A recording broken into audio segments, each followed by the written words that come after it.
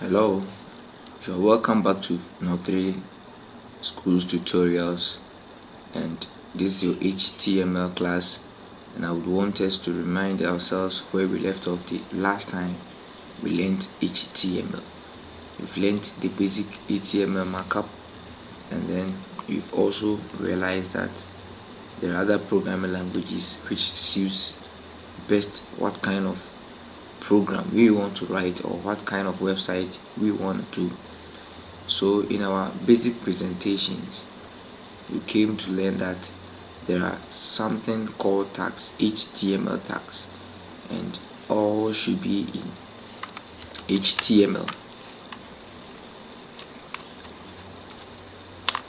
To tell that you are doing HTML, then this is an opening HTML tag.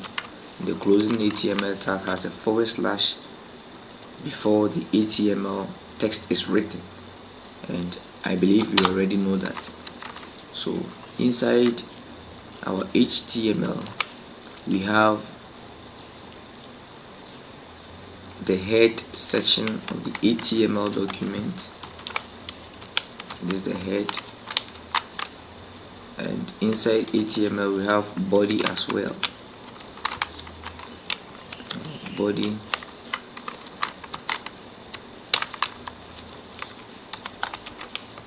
and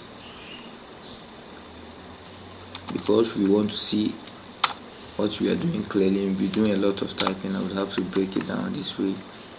And inside the head we also have the title tag, and the title is going to contain just the title, which is going to be displayed on the title bar of our web browser. So inside our title we can say that Node 3 tutorials, Node 3 underscore tags. So Node 3 tutorials. So we have the head section of our HTML containing the title, and the body also contains the rest of the HTML page, everything at all which will be contained on our web browser. And the head is not meant to contain the title alone, but for now this is what we should know. At least it's the basic thing everybody should know. The head, as I have said earlier on, contains the sensitive part of the web document, contains sensitive information. So any document that is supposed to be passed to the browser and is left to the programmer alone should be inside of the head. For example, links and a whole lot of other configurations, they are all supposed to remain in the head section of the web document. Okay, let's save our markup. It's not the first time we are saving. We have done this some time ago, and I'm saving it to my desktop. Yes, my desktop, inside a folder of my desktop called tats. So inside this folder you can see that tutorials.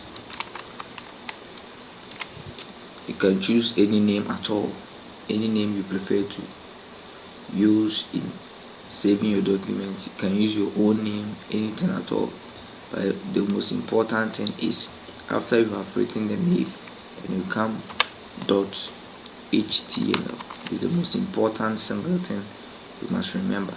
It's .html.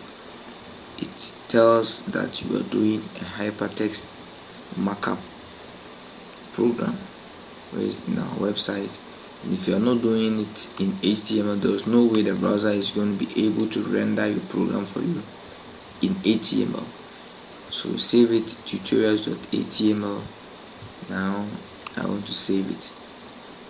As soon as I'm saving my document, the Sublime Text Editor, this is my Sublime Text Editor, the one I have here, is currently saving my document to HTML, and you see the color is formatting differently from when I have not saved it. You can tell that now the color is different. So So anytime you are writing your code and there is an error in your code, it formats it differently so that you, the programmer, will have it's an alert to tell you that probably you might be doing something wrong. So when I have done off with the closing bracket here, see the color has changed to green and it's not supposed to be green. As soon as I'm closing off, you see it's turning back to red. So inside my body, I have the rest of my page inside here. Today I'll be talking about HTML heading elements, and the heading elements are just heading, just as in any document we have headings for anything. We have a very large heading, we have a very broad one which captures the whole page, and we also have subheadings, and from that large to the least, we have HTML categorizing headings into various sizes, and we have header 1 element, which is h1, heading h1, and we have h1 down to h6, h1, h2, h3, h4, h5, h6. For example, if we have this text which says I am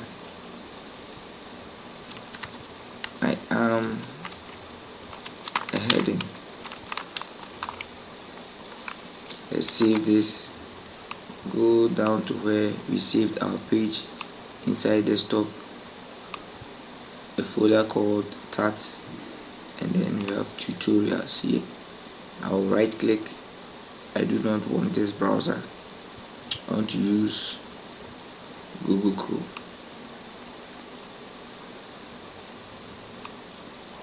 So now I have opened my project inside Google Chrome.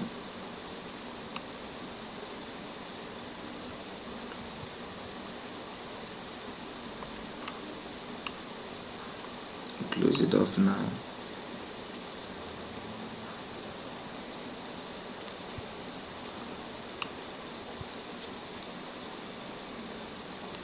Okay, so now this what we have achieved for now.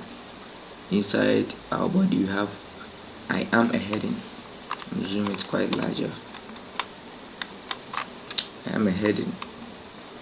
So I want us to format it to the h1 element, and then let me copy this a few times, and since I'm doing it h1, it's going to format to h1. I don't think I have saved it. Control S, save, then reload. And we also have h2. Paste it off here. Also have h3, can paste, then have h4 as well. Let's paste it. h5,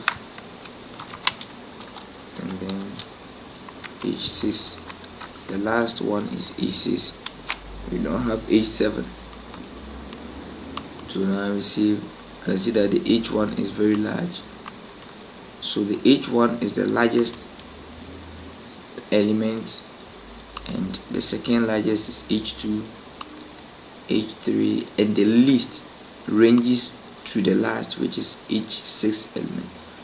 When you are doing h7, it will probably go back to the default text, just as any ordinary text is. And let me paste this one here. Save. Let me use br tag.